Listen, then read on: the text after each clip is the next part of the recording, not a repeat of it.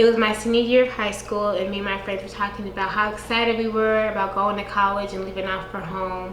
Of course, I was excited about meeting the boys.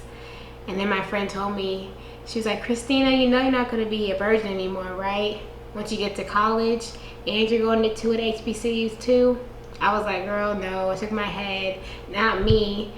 But that was a lot more easier said than done. I grew up in a predominantly white, conservative, wealthy Christian suburbs where sex wasn't brought up much. It was more common to be a virgin than to not. My parents never really talked to me about sex. I never brought any boys home and never had a boyfriend. I always thought sex was like a hot dog. The bun is the woman's vagina and the hot dog is the man's penis. And that's how babies were made. I actually didn't know what sex was until my freshman year of college, until I saw someone post a picture of it on Instagram. I came into college thinking, a whole bunch of fine black guys, yes. I was hot and ready and excited. I made my decision that I would not have sex until I was in a relationship. While attending college, I used to be ashamed and embarrassed when I told people I'd never been in a relationship or had sex. I couldn't stand their surprised reactions, especially from girls. It was like I started puberty late or something. And their responses would really get to me. And girls can be mean, they're judgy, and girls gossip. Everyone thinks guys pressure guys to have sex, but girls do the same thing. Girls have told me, niggas don't want no virgin. She at least needs to be given. That's childish. She's gonna end up a 40-year-old virgin. She'll never know unless she tries. All that stuff really got to me. And then my college friends would be so proud and tell me stories about what they did with guys and how good they were. It was like they won a medal, taking pride in their actions, while I was more shocked and a little disgusted. It was a disconnect that I couldn't relate.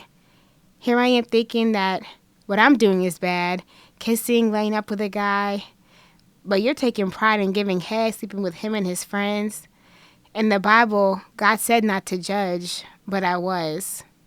There's stories from girls how they would lose their virginities to jerks and to buttholes and they did them wrong, and then how much the process that hurt them physically and mentally. And I'm thinking to myself, like, I don't want that to happen. When I lose my virginity, I want it to be picture perfect. I don't want it to hurt. But then I would also hear how good getting your pussy feels, and it had me curious, like, dang, is it really that good? Like, guys really be doing that? I imagine getting head or getting your pussy feels how pizza tastes. And pizza is one of my favorite foods. Being a virgin separated me from other girls, therefore drew attention from other guys. The attention was something that I craved and wanted. It was like a power that I wanted to keep feeding so that it wouldn't disappear. I didn't get a lot of, no male attention until I got to college, and I didn't really know what to do with it. I would talk to these guys and spend time with them, and sooner or later I would have feelings for them. When I started to like them, I wanted to take it to the next level. We would start messing around, kissing, touching, licking, sucking on my neck. I would think to myself, okay, I like him. He likes me. This could grow into a relationship.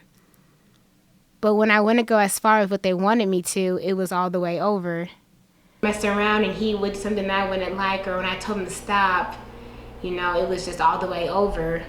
The next day he'll stop texting me. I would see him and ask him what's wrong, like, what's up, how come you're not replying back, why aren't we hanging out no more? He'd just be like, I don't want to be with no virgin, I ain't trying to take nobody's virginity. And that, it hurt my feelings. It left me feeling sad and something was wrong with me.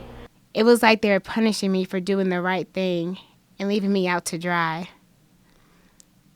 I was so desperate to be with someone that I was allowing myself to get pressured from guys to try to please them. While doing so, I was losing a little part of my soul each time because I didn't want to do those things. And all that stuff was temporary fulfillment.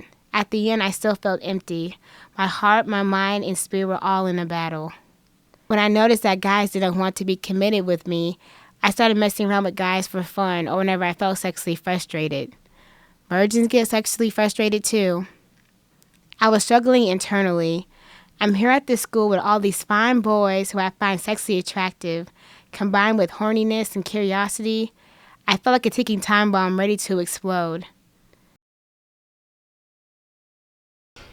I think that it's important to remain pure until you're married so that you won't have to worry about those unhealthy attachments called soul ties with people who you are not going to be with. It makes it so much harder to break off that unhealthy relationship when you have a soul tie. Christ was pursuing me this whole time. All the pressures from girls and feeling like I need to do what they're doing with these guys. All the pressures from guys trying to do things I didn't want to do with them so they can stay with me. All the pressure for me to try and fulfill this sexual desire and fulfillment. But the fulfillment never lasts. But Christ's love lasts forever.